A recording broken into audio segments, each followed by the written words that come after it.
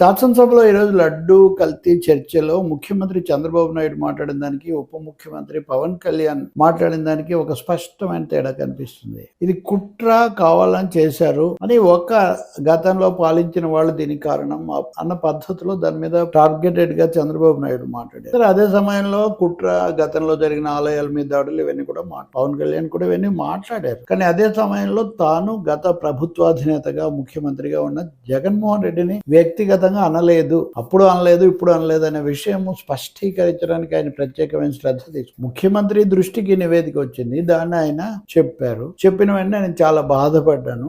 బాధపడిన తర్వాత ఎవరో పదే మీరు ఎందుకు మాట్లాడలేదంటే నేను ట్వీట్ పెట్టాను. అప్పుడు కూడా నేను గత ప్రభుత్వాధినేత దీనికి కారణమని నేను ఎక్కడ చెప్పలేదు. కనుక ఆ బోర్డు అక్కడ అధికారులు ఎవరు దానికి సంబంధించి వ్యవస్థాగతమైన చర్యలు తీసుకోవాలన్నదే నా విధానంగా ఉండింది. కానీ వాళ్ళు అదే పనిగా ఏమీ జరగలేదు అనడంతో నాకు ఆగ్రహం వచ్చింది. దానికి ప్రతిస్పందనగా నేను తర్వాత స్పందించాను. అంతకుముందు అయితే నేను ప్రాయశ్చిత్తం చేసుకుని అంతటితో సరిపెట్టాను అన్న పద్ధతిలో ఆయన చెప్తూ ఉన్నారు. అంటే వాళ్ళు చెప్పకపోవడము దీనికి సమర్థించడం వల్లనే నేను అలా చేయాల్సి వచ్చింది తప్ప నా ఉద్దేశంలో నేను జగన్మోహన్ రెడ్డిని లేకపోతే వాళ్ళని ఏమీ అనలేదు. అధికారుల మీద టీటీడీ మీద చర్య తీసుకోవాలి అనేది నా ఉద్దేశం. ఇప్పుడైనా అదే జరగాలని ఆయన చెప్తున్నారు. ఆయన తీసుకోవచ్చు. అయితే రెండో భాగానికి వచ్చేసరికి మటుకు సనాతన భావజాలం అంటాం కదా, దాన్ని ఆయన పూర్తిగా ప్రదర్శించారు. అది కూడా అపీజ్మెంట్, మైనార్టీల బుజ్జగింపు ధోరణి అంటుంటారు. ఆ పద్ధతిలో హిందూ మతం అంటేనే ఇలా చేస్తారు, హిందూ దేవుళ్ళు అంటేనే వీళ్ళకి చులకన. ఇదే చులకన అన్న పదం వాడలేదు, ఉపేక్ష. ఇదే ఇస్లాంకో లేకపోతే యేసుక్రీస్తుకో క్రైస్తవానికో జరిగి ఉంటే ఇలా ఉండేది కాదు. అప్పుడు అంతా దేశం అంతా భగ్గుం అనేది ఈ పద్ధతిలో ఆరోపణలు. అసలు ఒక మత స్థలం మీద ఒక దేవుడి మీద జరిగినప్పుడు దాని గురించి మాట్లాడాలి, కానీ వేరే మతాలతో ఆ దేవుళ్ళతో పోటీ పెట్టి మాట్లాడటం ఎందుకు? అప్పుడు కూడా ఆయన ప్రాయశ్చిత్తం పేరుతో దుర్గ గుడి మెట్లు కడిగినప్పుడు ఇదే మాట్లాడారు. ఇంకో దేవుడికి జరిగితే ఏం చేయరు, గొడవ చేస్తారు. అప్పుడైతే ఓట్ల కోసం ఇదంతా చేస్తుంటారు. అంటే ఖచ్చితంగా బీజేపీ ఏ ఆరోపణలు చేస్తుందో మతతత్వం, ఒక మతతత్వం ఇంకో మతతత్వం అన్నట్టుగా అదే ఆయన ఇక్కడ చెప్తూ ఉన్నారు. మళ్ళీ అంటే వ్యక్తిగతంగా గత ప్రభుత్వ అధినేతను అనలేదు అని సౌజన్యం చూపిస్తూనే అంతకంటే తీవ్రంగా మతపరంగా హిందువులంటే చులకన, హిందువుల పట్ల, హిందూ దేవుళ్ళ పట్ల ఇలా వ్యవహరిస్తుంటారు. కాబట్టి హిందువులంతా ఒక తాటి మీద నిలబడి ఇలాంటి వాటిని ఎదుర్కోవాలి. ఈ పద్ధతి అది పూర్తిగా ఒక మత రాజకీయ శక్తులు అనుసరించే పద్ధతి తత్వం, ప్రజలందరూ కలిసి ఉండాలని భావించే వాళ్ళు చెప్పే మాట కాదు ఇది.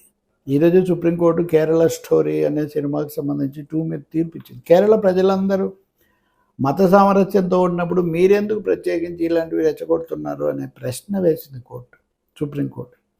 ఆ సినిమాకు సెన్సార్ బోర్డు ఇచ్చినప్పటికీ కూడా నేను చూసిన తర్వాతే అనుమతి చెప్తానని న్యాయమూర్తి జస్టిస్ జోసెఫ్ కురియన్ ఆయన దాన్ని ఆపేశారు ప్రస్తుతానికి. అలాంటిది ఉండాలి కదా. ఇప్పుడు ఆంధ్రప్రదేశ్లో కూడా ఆలయాల మీద దాడులు అవి ఇవి అన్నారు. అవి అయిన తర్వాత కూడా ప్రజలు ఏమీ ప్రశాంతంగానే ఉన్నారు, ఒకరితో ఒకరు వ్యతిరేకత పెంచుకోలేదు. అటువంటిప్పుడు పదే మత కోణం తీసుకొని వచ్చి ఆ మతాల మీద జరిగితే పట్టించుకుంటారు, దీని మీద పట్టించుకోరు, హిందువులు అంటే తక్కువ, ఇటువంటివి ఎందుకు అంటున్నట్టు? హిందువులు ఈ దేశంలో ఎక్కువ మంది ఉన్నారని మీరే చెప్తూ, అత్యధికంగా ఉన్నారని చెప్తూ మళ్ళీ వాళ్ళకి బాధ కలిగించే మాటలు ఎందుకు మాట్లాడుతున్నారు? లడ్డు విషయంలో కూడా ఇదే కదా చర్చ వచ్చింది. కాబట్టి ఇక్కడ కల్తీకి కారకులైన వాళ్ళని శిక్షించడం చాలా ముఖ్యం తప్ప మతాల మధ్య సమస్యలాగా చేయడం, ఇతర మతాలకు దీంతో ఏంటి సంబంధం?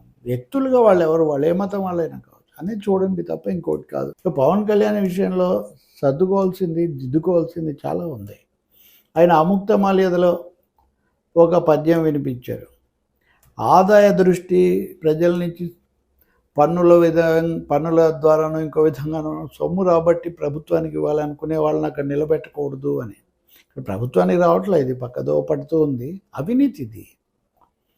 రెండవది, ఇప్పుడు రాజ్యాంగం మనకోటి ఉంది, నిబంధనలు ఉన్నాయి, ప్రభుత్వ నిబంధనలు, దేవాదాయ ధర్మాదాయ చట్టం ఉంది, వాళ్ళ విధి నిర్వహణ పద్ధతులు ఉన్నాయి. వాటి ప్రకారం వెళ్ళాలి తప్ప మనం ఇప్పుడు ప్రాచీన శ్లోకాలు పద్యాల ప్రకారం కూడా పోలేం. ఊరికే చెప్పుకోవచ్చు. అంటే ఏదో ఒక విధంగా ఆయన తన సనాతన ఫిలాసఫీ, తాత్వికత ఏదైతుందో దాన్ని దగ్గరికి తీసుకోవాలని చూస్తున్నారనమాట.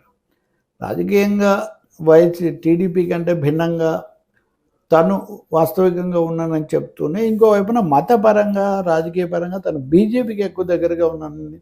ఎందుకంటే అపీజ్మెంట్ పాలిటిక్స్ అనే డైలాగ్ వాళ్ళదే కదా, అదే ఈయన కూడా వినిపిస్తున్నారు.